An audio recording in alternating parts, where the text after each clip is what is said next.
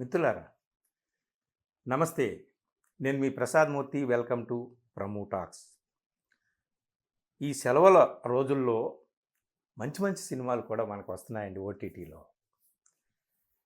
నిన్న నేను 'ధడక్ 2' సినిమా చూశాను నెట్‌ఫ్లిక్స్‌లో. 'ధడక్ 2'. 'ధడక్ 1' ఇంతకుముందు 2018లో వచ్చింది. సో ఏ బ్యాక్‌గ్రౌండ్‌లో వచ్చింది ఏమిటి అనేటటువంటిది చెప్తాను. ఈ సినిమా గురించి చాలా కీలకమైనటువంటి సినిమా. కొన్ని సినిమాలు నటుల కోసం చూస్తాం, కొన్ని సినిమాలు పాటల కోసం చూస్తాం, కొన్ని సినిమాలు సన్నివేశాల కోసం చూస్తాం, కొన్ని సినిమాల్లో సంగీతం కోసం, వీటన్నిటికీ ఫోటోగ్రఫీ, వీటన్నిటికీ ఇంపార్టెన్స్ ఉంటుంది. కొన్ని సినిమాలు ఆ సినిమాల యొక్క కథాంశం, ఆ సినిమాకు ఎంచుకున్నటువంటి కథా వస్తువు అది కీలకమై కూర్చుంటుంది. ఇక్కడ నటీనటులు, సంగీతము, పాటలు, మాటలు ఇవన్నీ కూడా సెకండరీ అవుతాయి. కథా వస్తువు కీలకం అవుతుందన్నమాట. ఈ 'ధడక్ 2' సినిమాకు ఉన్నటువంటి ఇంపార్టెన్స్ ఏమిటంటే, మన భారతీయ సమాజం నిచ్చెన మెట్ల కుల సమాజం. ఇంకా మనం ఎన్ని చెప్పుకుంటున్నా అంత మారిపోయింది, ఇంత మారిపోయింది, ఇంకా కులాలు ఎక్కడున్నాయి అంటున్నప్పటికీ కూడా ప్రేమించుకోవడానికి కులం అడ్డు వస్తూనే ఉంది.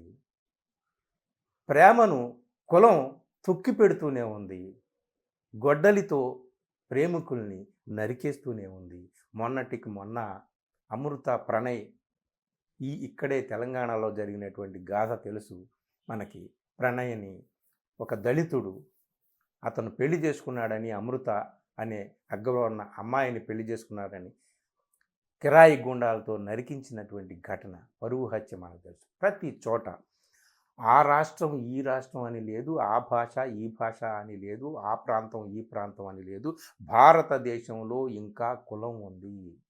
ప్రేమికుల మధ్య కులం అనేటటువంటి అడ్డుగోడ ఉంది. ఈ అడ్డుగోడ కూల్చడానికి, ఈ గోడ ఇటు నుంచి అటు కానీ అటు నుంచి ఇటు కానీ ఎవరైనా దాటడానికి ప్రయత్నం చేస్తుంటే ఇప్పటికీ కూడా వేటకు గురవుతున్నారు అమాయకులైనటువంటి యువతీ యువకులు. దీని మీద ఎన్ని సినిమాలు వస్తున్నాయి, ఎన్ని నవలలు వస్తున్నాయి. అయినా సరే సమాజం ఏమైనా మారిందా? మారలేదని జరుగుతున్నటువంటి పరిణామాలు మనకు తెలుస్తున్నాయి. మీకు ఇప్పుడు 'ధడక్ 2' గురించి మనం మాట్లాడుకునే ముందు ధడక్ దగ్గరికి వెళ్దాం.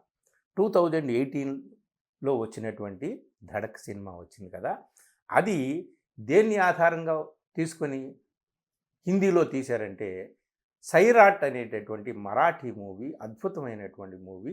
2016లో ఇలాగ పరువు హత్యల కథాంశాన్ని తీసుకుని సినిమాగా తీశారు. ఆ సినిమా చూసినప్పుడు చివరి సన్నివేశం దగ్గర ఒంట్లో ఉన్నటువంటి రక్తం అంతా కూడా కన్నీరుగా మారిపోయి కళ్ళల్లోంచి శరీరంలోని ప్రతి స్వేదరంధ్రం నుంచి కూడా కన్నీరు బయటకు వస్తుందండి. అంత అంత ఇదిగా తీశారు. కన్నీరు మున్నీరైపోతాం మనం కూడా. సైరాట్ సినిమా దాన్ని హిందీలోకి 'ధడక్' అని 18లో తీశారు. ఇప్పుడు 'ధడక్ 2' వచ్చిందండి. అయితే నేను ఇంట్రెస్ట్గా చూసింది ఏమిటయ్యా అంటే, ఏమైనా మారిందా? సమాజం మారుతుంది అంటున్నారు. కనీసం కథల్లోనైనా మారిందా? సినిమాల్లోనైనా మారిందా? కొంచెమైనా సరే మనకి మార్పు వస్తుంది అన్నటువంటి సూచన ఏదైనా సినిమాలోనైనా సరే మనకు కనిపించిందా? సైరాట్లోనైతే ప్రేమికులనిద్దరిని కూడా పెళ్ళయిన తర్వాత వాళ్ళు ఎక్కడో వాళ్ళు బ్రతుకుతున్న తర్వాత వాళ్ళని వేటాడి వాళ్ళని చంపి పాడేస్తారు. వాళ్ళకు పుట్టిన పాప అలాగా రక్తపు మడుగుల్లో అమాయకంగా అలా నడుచుకుంటూ వెళ్ళిపోతుంది. ఆ పాప మిగిలింది. ఆ పాప మరి పెరిగి పెద్దయిన తర్వాత మరో ప్రేమ వివాహానికి సిద్ధమైనప్పుడు పరిస్థితి ఎలా ఉంది? ఇప్పుడు చూడండి. 'ధడక్ 2'లో మాత్రం సిచ్యువేషన్ అలాగే ఉంది. పరువు హత్య అనేటటువంటిది, కుల అహంకారం, ఆధిపత్య దౌర్జన్యం, ఆ దౌష్ట్యం అదంతా కూడా అలాగే ఉంది. కాకపోతే పిల్లల్లో ఏమన్నా మార్పు వచ్చిందా, ఎదుర్కొనేటటువంటి తత్వం వచ్చిందా అంటే ఖచ్చితంగా ఈ సినిమాలో చాలా మార్పు వచ్చిందండి. ఈ సినిమాలో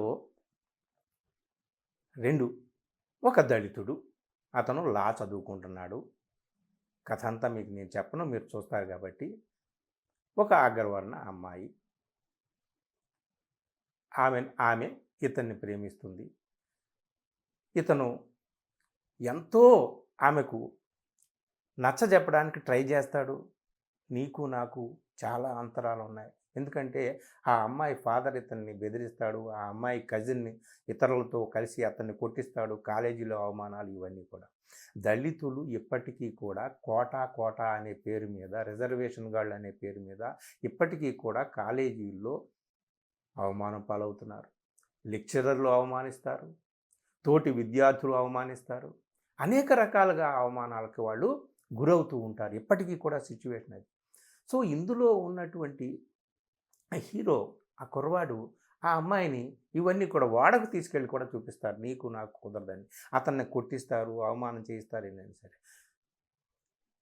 అయితే ఆ కుర్రవాడు తన తల్లిదండ్రుల ఆర్థిక పరిస్థితి ఇదంతా గమనించి చదువుకోవాలి, చదువుకుంటేనే తప్ప మనకు జీవితం లేదు, బాబాసాహెబ్ అంబేద్కర్ మనకి ఆశాజ్యోతి అని తల్లి చెప్పినటువంటి మాటలతో ఏ రాజకీయాల్లోకి వెళ్లకుండా ఉందామని అనుకున్నాడు. కానీ ఈ సినిమాలో చెప్పింది ఏమిటయా అంటే, నిమ్న జాతుల నుంచి వచ్చినటువంటి, దమన నీతికి గురై అణిచివేయబడినటువంటి జాతుల నుండి వచ్చినటువంటి పిల్లలు తప్పనిసరిగా అనివార్యంగా రాజకీయాల్లోకి నెట్టబడతారు, అనివార్యంగా యుద్ధంలోకి నెట్టబడతారు, అనివార్యంగా ఘర్షణలోకి నెట్టబడతారు.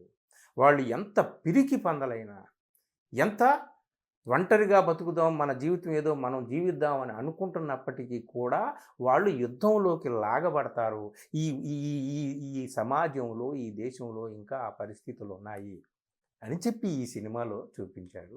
ఈ సినిమాలో ఇంకోటి ఏమిటంటే, యూనివర్సిటీస్లో విద్యార్థులు ఎలా ఉన్నారు, వాళ్ళ రాజకీయ చైతన్యం ఎలా ఉంది, ముఖ్యంగా అంబేద్కరిస్టు రాజకీయ చైతన్యంతో విద్యార్థులు ఎలా ఉన్నారు, మన రోహిత్ వేముల ఆత్మహత్య ఘటన ఈ సినిమాలో ఒక ప్రత్యేకమైనటువంటి సన్నివేశంగా ఇక్కడ పెడతారు. సో ఈ లేటెస్ట్ డెవలప్మెంట్స్, మన దేశంలో యూనివర్సిటీస్లో జరుగుతున్నటువంటి డెవలప్మెంట్స్ అన్నీ కూడా ఇందులో ఈ సినిమాలో పెడతారనమాట. అందుకని ధడక్ టు మేజర్ డెవలప్మెంట్. ఇక్కడ ఒక విషయం చెప్తా, ఇక్కడ కూడా ఒక పాత్ర ఉంటుందండి ఈ సినిమాలో. వాడేమిటయ్యా అంటే, ఎవరైతే అమ్మాయి, అగ్రవర్ణ అమ్మాయి ఒక దళితుడిని ప్రేమించి పెళ్లి చేసుకుంటానని అంటుందో, అవసరమైతే ఆ దళితుల కుర్రాడినైనా సరే చంపేస్తాడు. లేదు కుదరదు అనుకుంటే గుట్టు చప్పుడు కాకుండా ఆ అమ్మాయిని చంపేసుకోవాలని అనుకుంటే అక్కడికి వెళ్ళి ఆ అమ్మాయిని చంపి పెడతాడు. వీడు కిరాయి గూండా కాదు, వీడు లోకోద్ధారకుడంట. పైసా తీసుకోకుండా నేను ఈ పని చేస్తాను, మన అమ్మాయిలు ఎవరు కూడా కింద వర్ణాల అబ్బాయిల జోలికి వెళ్లకుండా ఉండాలని చెప్పేసి వాడు ఇదే పనిలో ఉంటాడు. పరువు కోసం పరువు హత్యలు చేయడమే వాడి పని. చివరికి వాడు ఈ హీరోని చంపడానికి, పైసా తీసుకోకుండా హీరోని చంపడానికి ట్రై చేస్తాడు. చంపడానికి ట్రై చేయడానికి ముందు డబ్బు వాళ్ళు చూస్తే, నాకు డబ్బు అవసరం లేదు, నేను సొసైటీ కోసం ఈ పని చేస్తున్నాను అంటాడు. అక్కడ ఒక మాట అంటాడు, అసలు ఈ పని నేను చేసినప్పుడు, ఈ పనిలో వైఫల్యం చెందితే ఇక నా జీవితం వేస్ట్ అని ఈ హీరోని, ఈ దళిత యువకుడిని చంపడానికి అతను ప్రయత్నం చేస్తాడు. ప్రయత్నం చేసినప్పుడు ఆ ప్రయత్నంలో దళిత యువకుడు మెలకువ వచ్చి, చైతన్యం వచ్చి తిరగబడతాడు. తిరగబడి తప్పించుకుంటాడు. నా చేతుల్లోంచి వీడు తప్పించుకుపోయాడు, పరువు హత్య చేయాలనుకున్నాను, పరువుగా ఉందాం అనుకున్నాను, మా జాతి పరువు కాపాడదాం అనుకున్నాను, నేను చేయలేకపోయానని చెప్పి వాడు చచ్చిపోతాడు. అంటే పరువు హత్య చేయడంలో ఒకే ఒక్క ఫెయిల్యూర్ అతను తట్టుకోలేకపోయాడు అనమాట. ఎంతోమందిని చంపేసాడు వాడు. సినిమా స్టార్టింగే అతను ఒక కుర్రవాడిని చంపడం దగ్గర స్టార్ట్ అవుతుంది అనమాట. ఏమి పైసా తీసుకోకుండా, సుపారీ తీసుకోకుండా పరువు హత్యలు చేసేటటువంటి ఒక క్యారెక్టర్ పెడతారు. వాడిని చూస్తే భయం వేస్తుంది అనమాట. సో ఈ మొత్తం సినిమాలో ఈ సినిమా ఏమిటి అంటే, ఈ సినిమాకి మూలం పెరియేరుం పెరుమాళ్ అనే తమిళ మూవీ అండి. 2018లో వచ్చింది. దానికి రీమేక్ అట. దీన్ని హిందీలో తీశారు. ఇది తీసింది ఎవరయ్యా అంటే రచన, డైరెక్షన్ షాజియా ఇక్బాల్, ప్రొడ్యూసర్స్ కరణ్ జోహార్తో సహా ప్రొడ్యూసర్ చాలామంది ఉన్నారు. షాజియా ఇక్బాల్ చక్కటి స్క్రిప్ట్ రాసుకుంది. అలాగే బ్రహ్మాండమైనటువంటి చిత్రీకరణ.